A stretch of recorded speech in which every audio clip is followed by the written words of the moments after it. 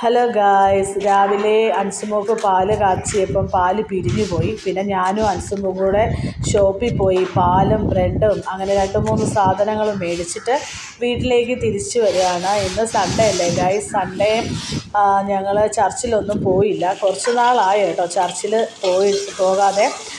ഞങ്ങളെ സംബന്ധിച്ച്, ക്രിസ്ത്യാനിയെ സംബന്ധിച്ച് സൺഡേ കടമയുള്ള ദിവസമാണ്. മുകളിലിരിക്കുന്ന ദൈവം തമ്പുരാനറിയാം ഞങ്ങളുടെ അവസ്ഥകളൊക്കെ അറിയാം. ഉറക്കം എണീക്കാൻ താമസിച്ചു കേട്ടോ. രാത്രി ഒത്തിരി ലേറ്റായാണ് ഉറങ്ങിയത്, ഉറക്കം വന്നില്ല. അങ്ങനെ ഇപ്പോൾ ഞാൻ ഞങ്ങളുടെ സൺഡേ സ്പെഷ്യൽ തയ്യാറാക്കുന്നത് ചിക്കൻ ബിരിയാണിയാണ് കേട്ടോ. വളരെ സ്പോഷായിട്ടുള്ള ചിക്കൻ ബിരിയാണിയൊന്നുമല്ല, സിമ്പിളായിട്ടുള്ളൊരു ചിക്കൻ ബിരിയാണിയാണ് തയ്യാറാക്കുന്നത്.